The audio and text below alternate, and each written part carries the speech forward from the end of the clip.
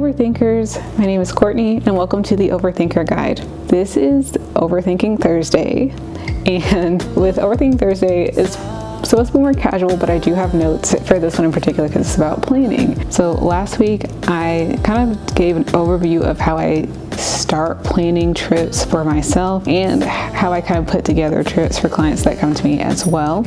And so this week I'm going to focus on before the trip. So this whole month is about traveling as an overthinker. Next week we'll talk about during the trip, and then we'll talk about after the trip for the last week. So before the trip, I will say a lot of this does apply to international travel, but I would still keep some of these things in mind for your domestic travel as well. So one of the things that I make sure to look at for whether it's domestic, international, cruise is the required documents.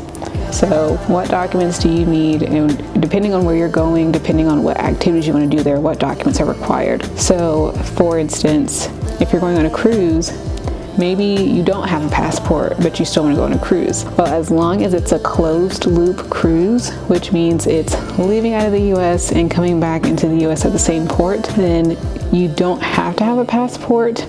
I say that with a caveat because I think you should have a passport, but if you don't, you can have a valid driver's license and your birth certificate.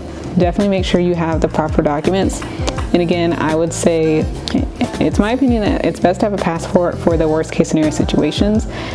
This is Overthinking Thursday. So this is where the overthinking part comes in. So I personally do say to have a passport when you're cruising specifically. One, because the process is easier when you have a passport. Your embarkation process is easier and your disembarking is quicker and easier if you have a passport. I'm also trying to prepare for the worst case scenario. These are things that typically don't happen.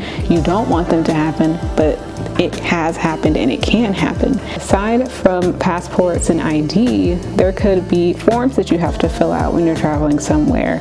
Or maybe if you're doing a certain activity, you might have to have a permit done. So maybe you want to go hiking in a certain area or go climbing, you need permits. So make sure you have your required documents. I'm going to throw out another thing. If you want to do the Mario Kart tour in Tokyo, you need an international driver's license because you are going to be driving on the actual streets of Tokyo. So you're going to have that before you can participate. So that's the things I think about with required documents. Another thing that I look at before the trip, which you can kind of find this in the same area with the required documents, is entry requirements. And again, this applies more so towards international travel. So different countries have different entry requirements, and you can actually find that on travel.state.gov if you look for your specific country. Some require visas, some don't. Some require that you have one blank page on your passport, some don't. Some require that you have to have 5 blank pages. So definitely check your entry requirements, if there's any fees that you have to pay, any forms that you have to fill out. The travel.state.gov is a great place to check. Also Sherpa.com, it offers the same information, but I think in a more clean, concise way. But travel.state.gov is like the official place to check. Another thing, and I mentioned it earlier when I was rambling, that look at your travel advisories and make sure you know where, and this is again overthinking, but where you know where the closest US embassy is. Because again, if something does happen, you need to know where to go. Travel advisories can be found in the same place of travel.state.gov. It'll have a warning next to each place depending on where you're going, and sometimes it'll say it's level 2, sometimes it'll say level 3 and like to reconsider travel, sometimes it'll say level 4 to not travel. But when you're looking at those warnings, keep in mind that the US, I believe, is like a level 2 or 3 for other countries. So just keep that in mind. Okay, I'm not trying to tell you to travel somewhere that you don't feel comfortable traveling to, because if you don't want to go because you are not feeling safe, do not go. But I'm just telling you to keep in mind where the US is ranked for other countries as far as travel advisories go. Another thing that I look at is what to pack. Actually, I'm sorry, before I even get to what to pack, sticking with the travel advisories in the US Embassy, one thing that I do and that I suggest my clients to do is to sign up for STEP, which is the Smart Traveler Enrollment Program, because it sends you alerts from that local US embassy, either the one that's like in the city that you're traveling to or the most prominent one in the country. It'll send you alerts on what's going on and how it could impact you. So I always sign up for that for myself, and I also sign up for if my clients are going somewhere out of the country, I sign up for their alerts so I know what's going on. What to pack. So this applies to any type of trip as far as what to pack. Usually there's a basic packing list, but then if you're going to another country, other countries have different outlet types. So maybe you have to get an outlet adapter for that country. Maybe you're used to going on tropical vacations, but now you want to go to Alaska. Packing for that is going to be different because now you might have to get a winter coat. If you live in a more warmer climate, you might not have the proper winter gear. Or if you want to go to Iceland, you might have to buy I had to buy a lot of gear when I went to Iceland, like waterproof pants and waterproof jackets and windproof jackets. So think about what to pack as well before your trip. Another thing that I think about before the trip is transportation. I talked about this in the last one. I hate driving, so I'm always trying to look at what is the public transportation looking like. Do they have Uber or Lyft there that I can use if I don't trust the public transportation or it doesn't seem as reliable? What are my options so I don't have to rent a car?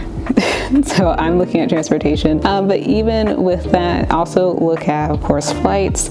If maybe taking a train could be fun, and then of course cruising is its own form of transportation, or ferries. And then another thing, and this kind of goes into what to pack, but one thing I think about is, can I take a carry-on only, and can I fit everything that I need to take into a carry-on and a personal item? Depending on how long the trip is, usually I can make it work.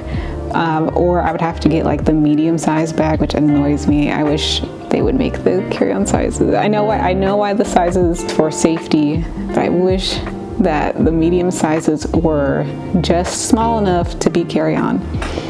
But maybe I'm not buying the right bags. And then another thing to think about just before the trip is prep. And I know this applies to more people, certain people than it does to others, but like I feel like for myself, I'm always going to make sure I have either a plan to get my hair done, or I'm doing my hair myself, get my nails done.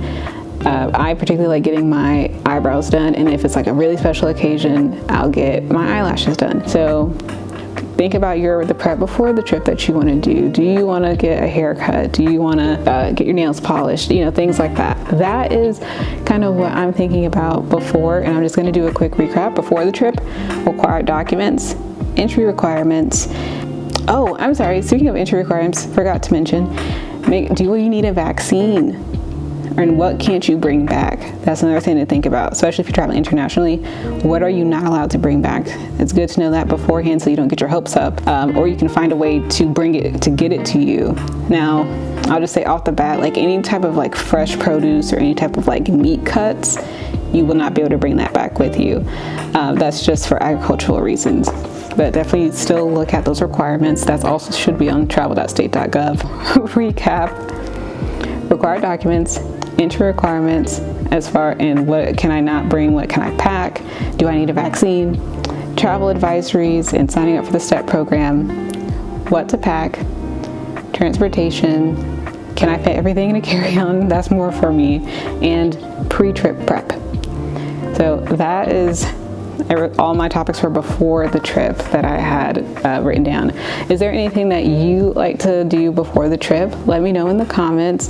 That is all I have for this Overthinking Thursday. I will see you in the next one. Until then, see you later, Overthinkers. Oop, it's not loading me if that's not it. Oh, my dog is about to start barking. Lord Jesus.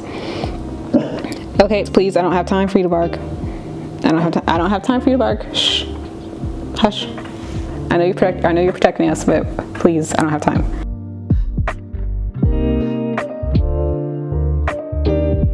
Oh, I'm sorry. And what do they say? Like, comment, and subscribe.